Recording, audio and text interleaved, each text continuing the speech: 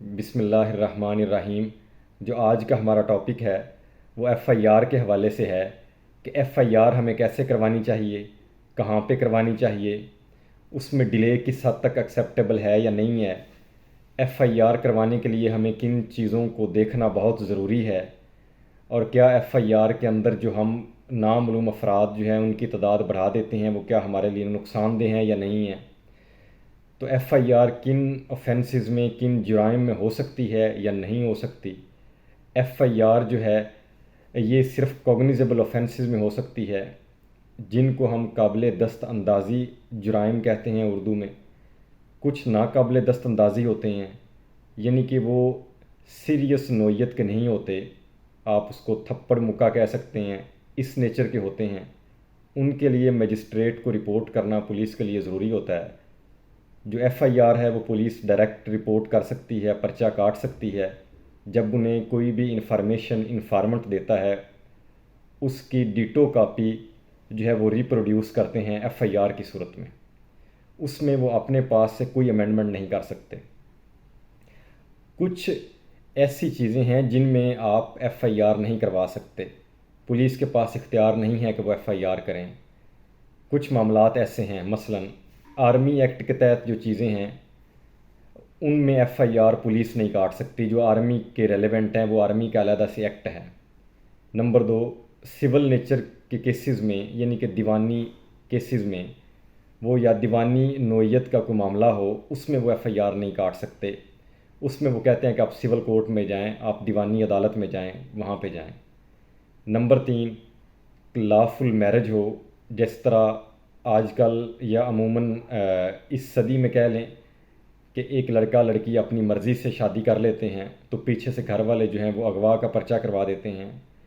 اگر وہ لافلی میرج کرتے ہیں، پراپر وہ پروسیجر کو اڈاپٹ کرتے ہیں اور اس کو رجسٹریشن آف میرج جو ہے، رجسٹریشن آف میرج ایکٹ کے تحت رجسٹر بھی کرواتے ہیں، پراپر شرعی نکاح ہوتا ہے اور دونوں عاقل بالغ ہیں، تو ان کے خلاف پرچہ نہیں ہوگا۔ اگر وہ ایف آئی آر ہو بھی جاتی ہے تو وہ خارج ہو جائے گی، جیسے ہی وہ عدالت میں جا کر بیان دیں گے تو وہ خارج ہو جائے گی، اس کی کوئی ویلیو نہیں ہوگی۔ اب جو ایف آئی آر ہے، یہ میرے پاس ایک ایف آئی آر پڑی ہوئی ہے 392 کی، یہ جو رابری ہوتی ہے اس کے حوالے سے ہے۔ اب میں یہ اس کے آپ کو کالمز وغیرہ بتاتا ہوں۔ ایف آئی آر کے 6 کالم ہوتے ہیں، اس کے میں آپ کو پڑھ کے بتا دیتا ہوں کہ اس میں ایف آئی آر میں کالمز کے علاوہ کیا چیزیں ہیں اور ایف آئی آر میں کالمز کیا ہیں۔ سب سے اوپر اس میں ایک سائڈ پر یہ مقدمہ نمبر لکھا ہوتا ہے، یعنی کہ اس کے اوپر لکھا ہوا ہے 16/22۔ یہ 16/22 مقدمہ نمبر ہے، 2022 کے اندر اس کو 16 نمبر دیا گیا ہے۔ تھانہ لکھا ہوا ہے، ای ٹیگ نمبر لکھا ہوا ہے۔ ای ٹیگ یہ ہوتا ہے کہ آپ آن لائن یہ ای ٹیگ نمبر دے کر ایف آئی آر نکلوا سکتے ہیں۔ ای ٹیگ نمبر ہے، پھر تھانہ لکھا ہوا ہے کہ یہ فلاں شہر میں ہے، مثال کے طور پہ یہ حافظ آباد لکھا ہوا ہے، اس کا ضلع بھی آگے حافظ آباد لکھا ہوا ہے، ٹھیک ہے، یہ لکھا ہوا ہے۔ اس کے آگے کالمز آ گئے ہیں، 6 کالم ہیں اس کے اندر۔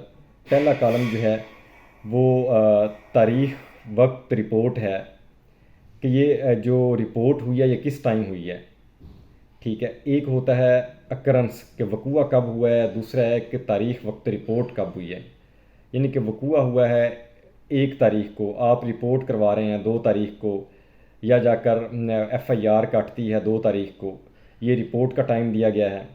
آگے ہے نام و سکونت اطلاع دہندہ مستغیث، یہ جس بندے نے جا کر پولیس اسٹیشن میں انفارمیشن دینی ہوتی ہے اس کی ڈیٹیل ہے کہ فلاں بندہ مثال کے طور پر یاسین ہے، ولدیت اس کی کیا ہے، اس کا ریزیڈنٹ کہاں کا رہنے والا ہے، اس کا آئی ڈی کارڈ نمبر بھی لکھا ہوتا ہے اور فون نمبر بھی لکھا ہوتا ہے۔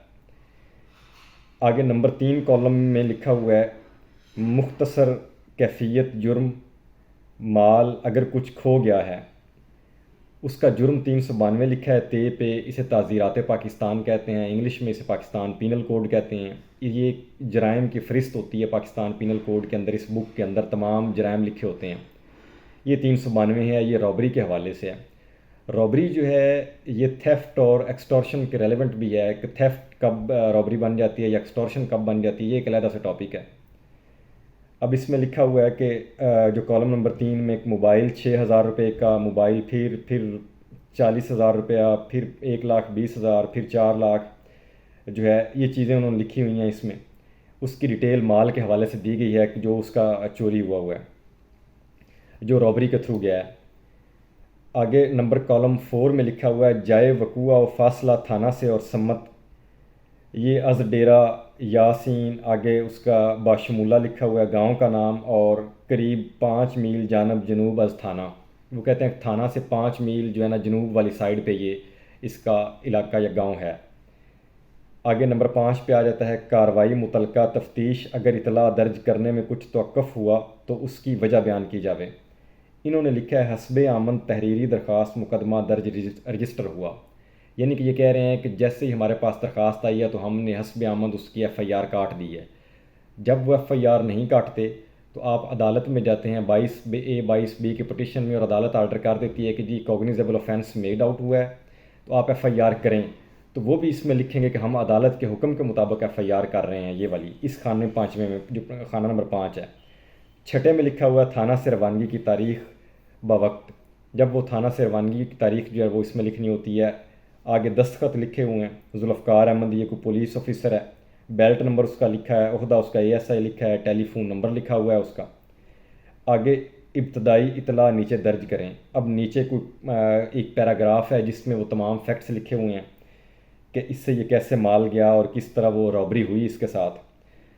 اب آخر میں 2-3 لائنیں ہوتی ہیں جس میں وہ لکھ دیتے ہیں، مثال کے طور پہ وہ اب لکھ رہا ہے کہ اس وقت یا مسمی محمد یاسین مستغیث مندرجہ خانہ نمبر 2 نے بحاضری تھانہ آ کر ایک تحریری درخواست بامضمون بالا میرے پیش کی۔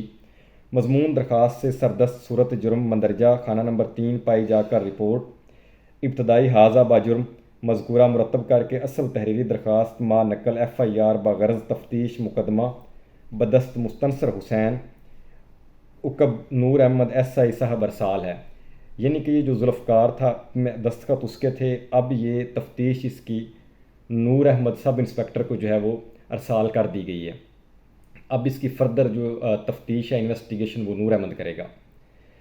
اب یہ ایف آئی آر جو ہے اس کے اندر آپ نے کچھ خیال رکھنا ہے، مثال کے طور پہ جو وقوع ہوا ہے آپ نے وہی وقوع لکھنا ہے، اس میں آپ نے گواہان لکھنے ہیں، کوشش کریں کہ گواہ وہی لکھیں جو موقع پہ موجود ہیں۔ اگر آپ کا جینون وقوع ہوا ہے تو آپ کے پاس کوئی گواہ نہیں ہے تو آپ اپنے کوئی جس طرح روٹین میں ہوتا ہے کہ آپ کوئی قریبی رشتہ دار گواہ لکھ لیتے ہیں، گواہ ایف آئی آر میں لکھیں۔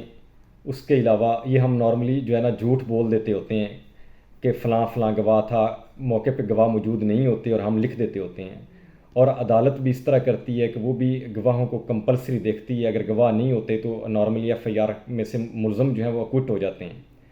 آپ اس میں کم از کم 2 گواہ لکھ دیا کریں۔ اس کے علاوہ جس بندے نے وہ وقوع کیا ہو صرف اسے ہی نامزد کریں، اور اگر کوئی بندہ ایک آدھا بھاگ گیا تو وہ نامعلوم اتنے ہی لکھیں جتنے بھاگ گئے ہیں۔ آپ کی دشمنی یا کسی اور لوگوں کے ساتھ ہوتی ہے، آپ ان کو بھی نامعلوم میں لکھ کر اور تتیمہ بیان میں سپلیمنٹری سٹیٹمنٹ میں جا کر نامزد کروا دیتے ہیں، جس وجہ سے آپ کا کیس خراب ہوتا ہے اور بعد میں ملزم بری ہو جاتے ہیں، اور آپ بعد میں یہ کہتے ہیں کہ عدالت نے ملزم بری کر دیا اور عدالتیں انصاف نہیں دیتیں۔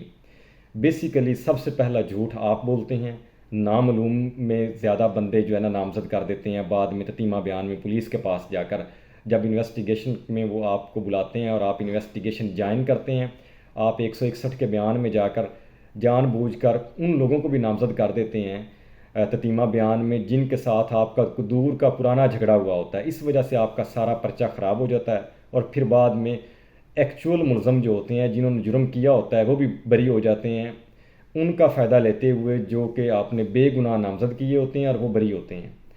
اب بینیفٹ آف ڈاؤٹ ہمیشہ ملزم کو ملتا ہے، یعنی کہ آپ ایک ڈاؤٹ بھی کریٹ کریں گے اس کا فائدہ عدالت ملزم کو دے گی، آپ کو نہیں دے گی۔ مستغیث کو مدعی کو یہ چاہیے کہ وہی ملزمان نامزد کریں جو ایکچول ہوں، جو جینون ہوں۔ اور دوسری بات، ایف آئی آر کے اندر سمپل وہی ملزمان نامزد کریں جو ہیں، اور ڈیٹیل نہ لکھیں، بالکل مختصر وقوع جو ہے وہ بیان کریں، ایز اٹ از کریں۔ جیسے ہی کوئی وقوع ہو آپ 15 پہ کال کریں، سب سے پہلے پولیس موقع پر پہنچ جائے تو ٹھیک ہے، ادروائز آپ پولیس اسٹیشن میں چلے جائیں، وہاں پہ جا کر اپنی جو ہے ایک اپلیکیشن ریٹن فارم میں دیں. اگر آپ ریٹن فارم میں نہیں دے سکتے تو آپ زبانی کلامی بتائیں. وہ پولیس آفیشل آپ کی اپلیکیشن کو ایز اٹ از لکھیں گے, وہ ریپروڈیوس کریں گے, پھر آپ سے وہاں پہ سائن کروائیں گے انفارمنٹ سے, دستخط کروائیں گے یا تھمب امپریشن لگوائیں گے. تو آپ وہاں پر وہ اپنی رپورٹ کروائیں. پھر وہ آپ کو ایف آئی آر جو ہے نا وہ اس کی کاپی دیں گے اگر آپ کا ایکچوئل ہے. اور دوسرا ہے کہ اگر کوئی چوٹیں وغیرہ آ جائیں تو پھر میڈیکل وغیرہ ہوتا ہے اس میں, تو میڈیکل کی رپورٹ جو ہے وہ ڈاکٹ بنتا ہے تھانے سے, پھر وہ ہاسپٹل سے جاتے ہیں, پھر واپس آتے ہیں اور اس کے تحت ہوتی ہے. اگر پولیس والے آپ کی ایف آئی آر نہ کاٹیں تو پھر آپ 22 سے 22 بھی عدالت میں جا سکتے ہیں. اگر عدالت بھی نہ کاٹے تو آپ کے پاس ایک اور ریمیڈی ہے کہ آپ استغاثہ کر دیں مجسٹریٹ کے پاس, پرائیویٹ کمپلینٹ اس میں جا سکتے ہیں. اب جو آپ ایف آئی آر لکھواتے ہیں, ایف آئی آر کوئی انسائکلوپیڈیا نہیں ہے کہ آپ وہاں پہ ایک لمبا مضمون لکھنا شروع کر دیں, یا وہ گاسپل ٹروتھ نہیں ہے. آپ اس کو مختصر تحریر کریں, ایز اٹ از تحریر کریں, 2 گواہان ڈال دیں, یہ کافی ہوتے ہیں. جو ایکچوئل ملزمان ہیں ان کو نامزد کریں جو ہیں. اس کے علاوہ آپ جو ہے نا کچھ بھی ڈیٹیل جو ہے وہ اپنے پاس سے نہ دیں اس کے اندر. تو یہ آج کا ہمارا ٹاپک تھا. اس حوالے سے کوئی چیز اس میں اگر رہ گئی ہو, موڈز اس میں 2 ہی ہوتے ہیں, یا ایف آئی آر ہوتی ہے یا آپ پرائیویٹ کمپلینٹ میں جاتے ہیں. اگر ایف آئی آر نہیں ہوتی تو پھر 22 سے 22 بی میں جا کے عدالت میں بھی چلے جاتے ہیں آرڈر کے لیے.